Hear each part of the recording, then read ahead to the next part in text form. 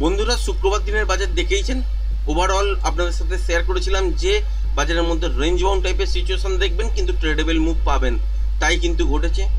গতকালকের ভিডিওতেও আপনাদের সাথে শেয়ার করেছিলাম যে যদি ট্রেডেবল মুভ দেখেন তাহলে মর্নিংয়ের দিকেই কিন্তু পাবেন, কারণ রেঞ্জ বাউন্ড বাজারে ঠিক এই জায়গাটা থেকে এই জায়গাটা একটা মোমেন্টাম কিন্তু মর্নিংয়েই বেরিয়েছিল। তারপর থেকে বাজারের মধ্যে নয়েজ, বাজার কিন্তু একবার ওপরের দিকে যাওয়ার চেষ্টা করেছে, একবার তলার দিকে যাওয়ার চেষ্টা করেছে, আর আলটিমেট কিন্তু কোনো রকম টেকনিক্যাল মুভ এখান থেকে কিন্তু বেরোয়নি।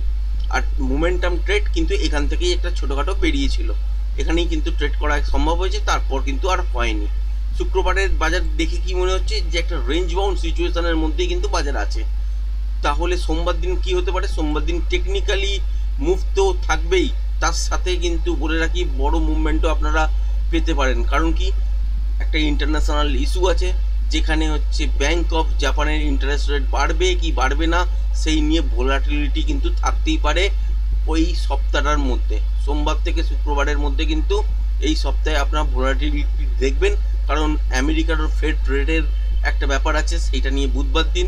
আর সোমবার দিন হচ্ছে ব্যাংক অফ জাপান, এইটার কিন্তু ইন্টারেস্ট রেট বাড়বে কি কমবে কি একই থাকবে সেইটা নিয়ে কিন্তু একটা ডিসিশন। সুতরাং এইখানে কিন্তু মার্কেটের মধ্যে ভোলাটিলিটি বাড়বে। তো এখানে একটা বড় মুভ হতেও পারে, কিন্তু টেকনিক্যাল অনুযায়ী যদি বলেন তাহলে সেক্ষেত্রে কিন্তু একটা রেঞ্জ বাউন্ড সিচুয়েশানই কিন্তু ক্রিয়েট করবে সোমবার দিন।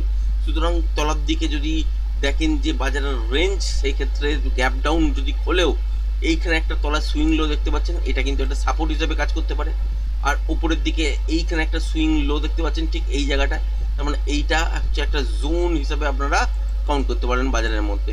এবার এখানে যদি দেখেন যে গ্যাপ ডাউনের সঙ্গে খুলেছে, তলার দিকে দেখলেন যে 25,290-92 এই তলার অবধি যদি গ্যাপ ডাউনে খুলে আর এই সুইং লোটা যদি ব্রেক না করে, বা যদি দেখেন যে ছোটোখাটো গ্যাপ ডাউন হয়েছে ঠিক এই লেভেলটার মধ্যেই, যেটা দেখলেন যে 25,322 বা এর ভেতরেও খুলতে পারে, তার মানে এইটা একটা জোন হিসাবে কাজ করবে। ওপরের দিকে 25,320 থেকে তলার দিকে কিন্তু 25,292, এইটা একটা জোন হিসাবে কিন্তু কাজ করবে। এর ভেতরে যেখানেই খুলুক, উপরের দিকে খুলুক বা তলার দিকেই খুলুক বা মধ্যিখানেই থাকুক, যদি দেখেন যে নেক্সট সুইং লোটা যদি ব্রেক না করে, যদি দেখেন যে ওপরের দিকে এই সব জায়গায় বাজার খুলেছে, খোলার পর তলার দিকে আসার চেষ্টা করার পর দেখলেন যে 25,320-21 এইটাই আর ব্রেক করছে না, সেক্ষেত্রেও এখান থেকে রিভার্সাল সাইন পেলে উপরের দিকে জন্য ট্রেড হবে। আবার যদি ভেতরের দিকেও খোলার পর যদি দেখেন যে এখানে কোনো রিভার্সাল সাইন পেয়েছেন, তাহলে কিন্তু এখান থেকে উপরের দিকের জন্য ট্রেড হবে। আবার তলার দিকেও যদি খোলে 25,290 থেকে 93-92 এই সব জায়গার কাছাকাছি যদি বাজার চলেও আসে, সেখানে যদি দেখেন যে আর ব্রেক করছে না, সেক্ষেত্রেও রিভার্সাল সাইন পেলে ওপরের দিকের জন্য ট্রেড হবে। কত দূর হতে পারে? টেকনিক্যালি মুভ অনুযায়ী কিন্তু এখান থেকে যখন মুভমেন্ট হবে, সেক্ষেত্রে টার্গেট হিসাবে যদি বলেন তো এত দূর পর্যন্ত রাখতে পারেন, যেটা হচ্ছে 25,392-90 এই জায়গাটা, মানে 400-র কাছাকাছি পর্যন্ত। এর ওপরেও যেতে পারে, যেটা প্যাটার্ন ওয়াইজ যদি লেভেলটাকে ব্রেক করে, সেক্ষেত্রে ওপরের দিকে কিন্তু জায়গা আছে এত দূর পর্যন্ত এই সুইং হাই, যেটা হচ্ছে 25,430। আর এর ওপর যতক্ষণ মোমেন্টাম চলবে ততক্ষণ কিন্তু লাইভ হাইয়ের মধ্যে থাকবে। এবার মোমেন্টামের কতক্ষণ পাচ্ছেন, প্যাটার্ন ওয়াইজ পাচ্ছেন কিনা সেটা কিন্তু দেখতে হবে, তবেই কিন্তু আপনি বুঝতে পারবেন যে এখান থেকে কত দূর পর্যন্ত বাজার যেতে পারে। তার আগে পর্যন্ত আপনাকে কিন্তু বুঝতে হবে যে বাজার কিন্তু রেঞ্জ বাউন্ডের সিচুয়েশনের মধ্যেই থাকবে। তাহলে ট্রেডিং প্ল্যান হবে কীরকম, যে বাজারের মধ্যে বেশি বড় মুভ হবে না। সুতরাং বড় মুভ যদি না হয় তাহলে কিন্তু ছোটো ছোটো স্ক্যাল্পিং আকারে ট্রেডই বার করতে হবে। মর্নিংয়ের দিকে যদি দেখা যায় যে একটা স্ক্যাল্পিং ট্রেড পাওয়া গেছে ঠিক এই রকম, তো একটা কিন্তু করা যেতে পারে, কারণ মর্নিংয়ের দিকে মোমেন্টাম কিন্তু থাকে। তো মোমেন্টামের সঙ্গে যদি কোনো রকম রিভার্সাল সাইনই বলুন বা প্যাটার্ন ওয়াইজ ট্রেড বলুন যদি থাকে, তাহলে সেই ক্ষেত্রে বাজার কিন্তু এখান থেকে একটা মোমেন্টাম ক্রিয়েট করতে পারে, সেইটুকুনি ক্যাপচার করার চেষ্টা করবেন। তারপর বেলা বাড়ার সাথে সাথে দেখতে হবে যে নয়েজ বাজারের মধ্যে চলে আসছে কিনা। যদি বাজারের মধ্যে নয়েজ চলে আসে, ডাইরেকশান ঠিক হওয়া সত্ত্বেও বা উপরের দিকে টার্গেট আপনারা পাওয়া সত্ত্বেও কিন্তু থিটার এফেক্ট এমনই থাকবে যেখানে অপশানের প্রাইস বাড়তে চাইবে না। সুতরাং যদি দেখেন যে মর্নিংয়ে গ্যাপ ডাউনে খুলেছে বা ফ্ল্যাট খুলেই প্রথম 5 মিনিট 10 মিনিটের মধ্যে দেখলেন যে তলার দিকে চলে এসে যেখানে গিয়েই দাঁড়াবে, তারপর উপরের দিকে একটা বাউন্স ব্যাক করবে, তারপর আবার তলার দিকে করবে, আর সুইং লো ব্রেক করবে না। বা এই যে সুইং লোটা দেখতে পাচ্ছেন, যেটা হচ্ছে 25,290-93 এই জায়গাটা, এটাকে ব্রেক যদি না করে, সেক্ষেত্রে এখান থেকে উপরের দিকের জন্য মুভ হবে। তলা থেকে উপরের দিকে যখন মুভ হবে, সেক্ষেত্রে রিভার্সাল সাইন দেখলে তবেই কিন্তু ট্রেডটাকে ধরবেন। আর তলা থেকে ওপর দিকে যাওয়ার সময় যেখানে গিয়ে মোমেন্টাম লস হবে সেখানে গিয়েই একবার কিন্তু পজিশনটাকে বুক করে নেবেন, মানে প্রফিটটাকে বুক করে নেবেন। কারণ কি, কারণ এক্সিট যদি করতে না পারেন, মোমেন্টাম চলে যাওয়ার পর ডাইরেকশান ঠিক হওয়া সত্ত্বেও যদি বাজার একটা ক্যান্ডেল দুটো ক্যান্ডেল দেখলেন উপরের দিকে হলো, একটা ক্যান্ডেল দেখলেন বড় এইরকম রেড ক্যান্ডেল হয়ে গেল, তারপরে একটা ছোট ছোট দুটো গ্রিন ক্যান্ডেল হলো, তারপর দেখলেন আবার একটা বড় ক্যান্ডেল রেড হয়ে গেল, তারপর দেখলেন হঠাৎই একটা বড় ক্যান্ডেল আপনার গ্রিন হয়ে গেল, এরকম করতে করতে যদি ডাইরেকশন অনুযায়ী উপরের দিকে চলতে থাকে সেক্ষেত্রে কিন্তু থিটার এফেক্ট থাকবে, ডেল্টার এফেক্ট থাকবে না। সুতরাং অপশান বাইং করে যদি বেশিক্ষণ হোল্ড করেন সেখানে কিন্তু প্রফিট পাবেন না, কারণ আগের যে প্রাইসটা যেখানে আপনি বাই করেছেন তার থেকেও কিন্তু তলার দিকে চলে যাবে থিটার এফেক্টের কারণে। সেই জন্য বেলা বাড়ার সাথে সাথে দেখবেন যে মোমেন্টাম আছে কিনা বাজারের মধ্যে, যদি নয়েজ ক্রিয়েট করে ট্রেড করতে যাবেন না। মর্নিংয়ের দিকে মোমেন্টাম কিছুটা হলেও থাকে রেঞ্জ বাউন্ড বাজার হওয়া সত্ত্বেও, সেখানে ট্রেড করার চেষ্টা করবেন এবং দেখবেন যে কোনো রকম রিভার্সাল সাইন পেয়েছেন কিনা। এবার যদি দেখা যায় যে গ্যাপ ডাউনের সঙ্গে খুলেছে, এই লেভেলটাকে ব্রেক করে দিয়ে সাসপেন্ড করছে, যেটা হচ্ছে 25,290, তাহলে যদি ব্রেক করে সাসটেন করে তাহলে সেক্ষেত্রে সঙ্গে সঙ্গেই আপনারা বাই করতে যাবেন না, তলার দিকে কিছুটা পড়তে দেবেন, পড়ার পর একটা রিট্রেস হতে দেবেন। যদি দেখেন যে আর উপরের দিকে 25,290 থেকে 300 এই জোনটাকে আর ব্রেক করতে পারছে না, তারপর এখান থেকে আবার তলার দিকে মুখ ঘোরাচ্ছে, সেক্ষেত্রে শর্ট করতে পারেন এবং তলার দিকে কিন্তু অনেকটা লম্বা পড়তে পারে। কারণটাই বোঝার চেষ্টা করবেন, বাজার কিন্তু টেকনিক্যালি রেঞ্জ বাউন্ড, এখানে বাজার নাও কাজ করতে পারে রেঞ্জ বাউন্ড হিসাবে।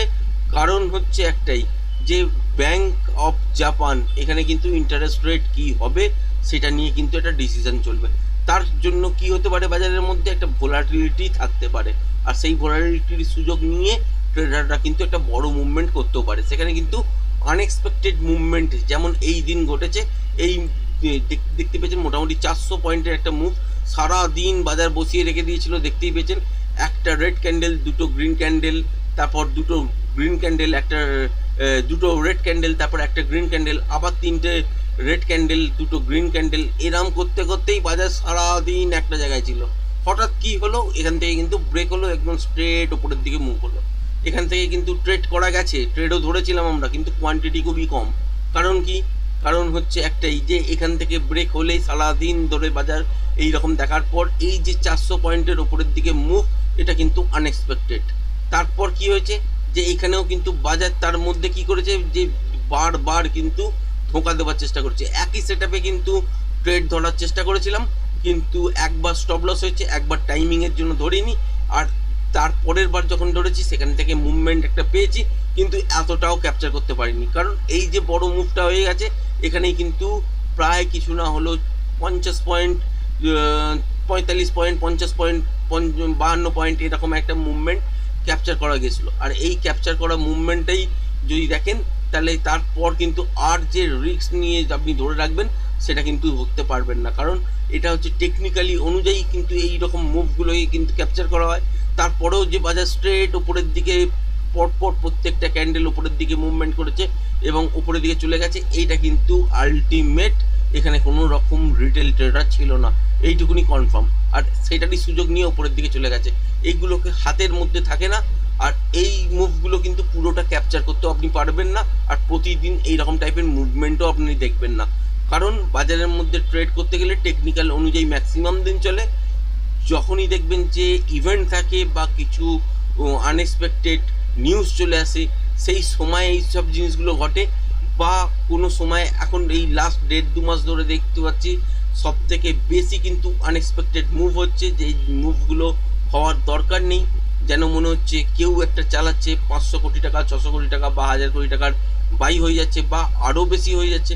কারণ ইন্ডেক্সে মোটামুটি 500-1000 কোটি টাকার বাইং করেও উপরের দিকে নিয়ে যাওয়া এটা কিন্তু সম্ভব নয়, অনেক বেশি টাকা লাগে, তবেই কিন্তু এই রকম টাইপের মুভমেন্টগুলো ক্যাপচার করা যেতে পারে। খবর এসেছিল যে বাজাজ ফিন্যান্সের একটা আনওয়াইন্ডিং মানি সেটা মার্কেটের মধ্যে ইনভেস্ট হয়েছে, কিন্তু দুটোর সময়তেই ইনভেস্ট হলো, সেটা কিন্তু সব থেকে বড় কথা। সব যে আনরিলিজ মানিগুলো যেগুলো এসছিল সবাই দুটোর সময়তে ইনভেস্ট করা শুরু করে দিল, তাতে কিন্তু এই রকম এত বড় মুভ হলো, তাহলে তো কয়েক লক্ষ কোটি টাকা মার্কেটের মধ্যে এখানে ইনভেস্ট হয়েছে। এইগুলো কিন্তু বলার জন্য টিভি মিডিয়ায় হয়তো আসবে, আলটিমেট কিন্তু এই ঘটনাগুলো নয়, এইগুলো আমাদের হাতে কারোর হাতেই নেই। যারা টেকনিক্যালটা মেনে কাজ করবেন তারা হয়তো এখানে বারবার ট্রাই করতে করতে এইখানে একটা মুভমেন্ট পাবেন, কিন্তু এত দূর পর্যন্ত কেউ হোল্ড করতে পারেননি, বা যার কাছে হয়তো অনেকটা বেশি লট ছিল সে হয়তো কোনো কারণে এখানে 50% বা 75% বেঁচে দিয়েছেন, 25% হোল্ড করেছেন, সেইটা হতে পারে। কিন্তু এতক্ষণ বাজার দেখার পর তার মানসিকতার মধ্যেই থাকবে না যে এর পরও 25% রেখে দিই, কারণ এখানেই একটা বড় মুভমেন্ট পেয়ে গেছি, তো এখানেই 50-60 পয়েন্টের যে মুভমেন্টটা হয়েছে তো এখানেই ক্যাপচার করে বেরিয়ে যাওয়া যাক, এটাই কিন্তু মেন্টালিটি আসবে। আর এই মেন্টালিটির সুযোগ নিয়েই কিন্তু এখানে রিটেল ট্রেডার আলটিমেট ছিল না, যেখানে এফআইআই কিন্তু বাই হয়েছে। আবার স্ট্রেট যে মুভটা হয়েছে এই মুভমেন্টটা কিন্তু সাস্টেনেবল নয়, তা সত্ত্বেও কিন্তু দেখতে পেয়েছেন আগের দিন কি হয়েছে, বাজার কিন্তু সাস্টেন করে গেছে। এখানে কি ভেবেছিলাম যে এখানে কিন্তু একটা সাস্টেন করবে না, বাজার গ্যাপ ডাউনের সঙ্গে খুলতে পারে বা এইসব জায়গায় খুলে তলার দিকে কিছুটা আসতে পারে, সেই রকম রেঞ্জ বাউন্ড বাজার হবে হয়তো, কিন্তু তলার দিকেই আলটিমেট পড়বে। কিন্তু বাজারের মধ্যে কন্ডিশন দেখতে পেয়েছেন একটা রেঞ্জের মধ্যেই বাজার কিন্তু ট্রেড করেছে, আর মর্নিংয়ের দিকেই একটা ট্রেড করার সুযোগ দিয়েছে, এছাড়া কিন্তু কিছু দেয়নি। এবার যদি দেখেন যে এই জোনটা ব্রেক করে সাস্টেন করছে, তাহলে কিন্তু আলটিমেট তলার দিকেই পড়বে এবং মুভমেন্ট কিন্তু বড় হওয়ার দরকার, কারণ এখানে কোনো রকম সাপোর্ট নেই। টেকনিক্যালি কিন্তু বাজারের মধ্যে রেঞ্জ বাউন্ড টাইপের সিচুয়েশন দেখাচ্ছে, সুতরাং এই যে রেঞ্জটা ব্রেক করলো তলার দিকে বেশি দূর আসবে না, এটা কিন্তু টেকনিক্যালি মুভ। কিন্তু যেহেতু এই সপ্তাহের মধ্যে পুরোটাই ইভেন্ট আছে, সুতরাং এখানে ভলাটিলিটি আপনারা কিন্তু দেখতেই পারেন। এখানে এই লেভেলটা ব্রেক করার পর যদি দেখেন যে উপরের দিকে আবার রিভার্স করেছে আর উপরের দিকে সাস্টেন করতে পারছে না, সেক্ষেত্রে এখানে শর্ট করা যেতে পারে ছোটো কোয়ান্টিটিতে। যতক্ষণ মোমেন্টাম থাকবে ততক্ষণ কিন্তু হোল্ড করতে পারেন। আর একটা জিনিস মনে রাখবেন, মোটামুটি একটা প্রফিট হয়ে যাবার পর সেখানে 50% 60% কিন্তু একবার প্রফিট বুক করে নেবেন, কারণ বড় মুভমেন্ট যদি দেখার আশায় থাকেন, যদি বাজারের মধ্যে একটা বাউন্স ব্যাকও ফলস দিয়ে দেয়, সেখানে কিন্তু প্যানিক করে আপনারা কিন্তু অনেকেই এক্সিট হয়ে যাবেন। সুতরাং যখনই দেখবেন প্রফিট হয়ে গেছে একটা নির্দিষ্ট লেভেলের মধ্যে, সেখানে গিয়ে আপনারা কিন্তু একবার প্রফিট কিছুটা হলেও বুক করে নেবেন, বাকিটা নিয়ে ট্রেল করতে পারেন, আদারওয়াইজ পুরোটাই বুক করে নেবেন। কারণ একটা জিনিস মনে রাখবেন, টেকনিক্যাল মুভ অনুযায়ী এই মুভগুলো কিন্তু বাজারের মধ্যে 1.5 মাস 2 মাস ধরে হচ্ছে না, সুতরাং খুব কমই হচ্ছে না বলবো না, কিন্তু খুবই কম হচ্ছে। কিন্তু মনে রাখবেন যে এই যে আনএক্সপেক্টেড মুভ 400 পয়েন্টের এখান থেকে এত দূর পর্যন্ত দেখলেন, এইগুলো কিন্তু রেগুলার বেসিস আপনারা দেখতে পাবেন না, মাঝে মাঝেই দেখতে পাবেন, তো এই আশা করে কিন্তু কোনো রকম লাভ নেই। সুতরাং যেটুকুনি রেগুলার পাবেন, যেরকমভাবে রেগুলার ট্রেড বেরোয় সেইগুলোকেই ক্যাপচার করার চেষ্টা করবেন। এবার যদি দেখা যায় যে গ্যাপ আপে খুলেছে, খোলার পর দেখলেন যে উপরের দিকে 25,390, 92 বা 400 এই জোনটা ব্রেক করতে পারছে না, সেক্ষেত্রেও রিভার্সাল সাইন দেখলে তলার দিকের জন্য শর্ট হবে। আর যদি ব্রেক করে দিয়ে সাস্টেন করে তাহলে সেক্ষেত্রে কিন্তু উপরের দিকের জন্য মুভমেন্ট পাবেন। কতটা পর্যন্ত পেতে পারেন? এতটা পর্যন্ত ফার্স্ট পেতে পারেন, যেটা হচ্ছে 25,430-32 এই জোনটার কাছাকাছি। এখানে এসে দেখতে হবে প্যাটার্ন ওয়াইজ লেভেলটাকে ব্রেক করছে নাকি মোমেন্টামের সঙ্গেই বাজার চলছে। যদি দেখা যায় যে এর ওপরে খুলে একটা রিট্রেস করেছে, করার পর আবার ব্রেক করছে, সেক্ষেত্রে যতক্ষণ মোমেন্টাম থাকবে ততক্ষণ কিন্তু আপনারা হোল্ড করতে পারেন। এর ওপরে যতক্ষণই চলবে সেটা হচ্ছে লাইভ হাই, এখানে কিন্তু লেভেল নেই, সেক্ষেত্রে আপনারা 25,500 দেখতে পারেন, 520ও দেখতে পারেন, আবার 26,000ও হয়তো দেখতে পারেন। কারণ হচ্ছে এই রকম যদি মুভ আনএক্সপেক্টেড হয়ে গেল তাহলে কিন্তু উপরের দিকে 26,000ও চলে যেতে পারে, সেইটা কিন্তু বিগ ইস্যু নয়। এটুকুনি মনে রাখবেন, টেকনিক্যাল অনুযায়ী আপনাকে কিন্তু ট্রেড করতে হবে। টেকনিক্যালি কিন্তু বাজার কি দেখাচ্ছে যে রেঞ্জ বাউন্ড টাইপের সিচুয়েশান, আর রেঞ্জ বাউন্ড বাজারের মধ্যে যেরকম ট্রেড বেরোয় সেই রকমই কিন্তু প্ল্যান করবেন, কোয়ান্টিটি বেশি রাখার চেষ্টা করবেন না। উপরের দিকে যখন ট্রেড হবে সেক্ষেত্রে বাজারের মধ্যে নয়েজ আসতে পারে, তখন কিন্তু বেশি কোয়ান্টিটি রাখার চেষ্টা করবেন না। তলার দিকে যদি কোনো রকম রিভার্সাল প্ল্যান হয় সেখানে কিন্তু কোয়ান্টিটি বেশি রাখা যেতে পারে। এবার এখান থেকে উপরের দিকে যদি দেখা যায় যে একেবারে 25,430-32 এইসব জায়গায় বাজার খুলেছে, খোলার পর দেখলেন যে উপরের দিকে কিছুটা মুখ বাড়িয়েছে, মানে একটি লাইভ হাই হয়েছে, হওয়ার পর যদি সাস্টেন না করে সেক্ষেত্রেও কিন্তু শর্ট হতে পারে, সেক্ষেত্রে তলার দিকে কিন্তু ছোটো ছোটো করে বাজার পড়তে থাকবে। এবার এফেক্ট অনুযায়ী কী পড়তে পারে বাজারের মতো ভলাটিলিটি।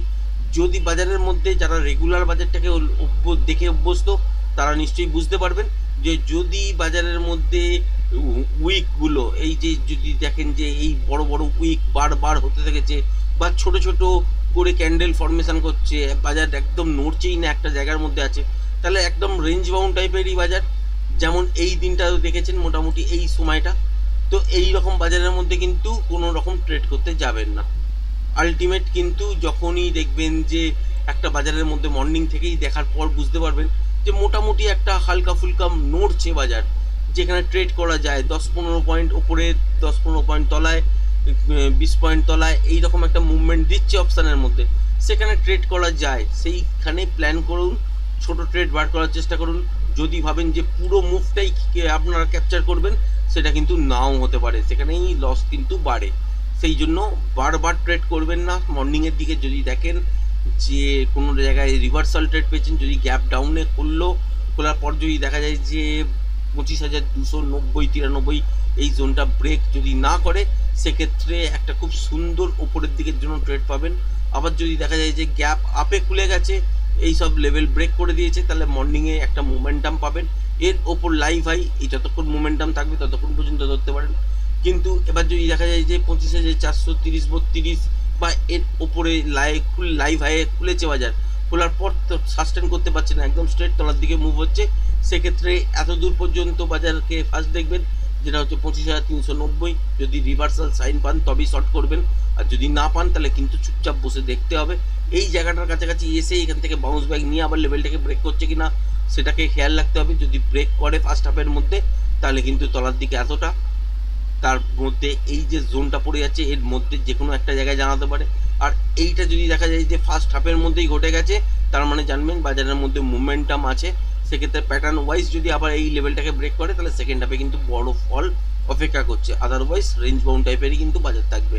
আশা করি ভিডিওটা পছন্দ হয়েছে। ভিডিওটা যদি পছন্দ হয়ে থাকে চ্যানেলটাকে অবশ্যই লাইক, শেয়ার, সাবস্ক্রাইব করবেন। আজকের ভিডিওটা এই পর্যন্তই, ধন্যবাদ।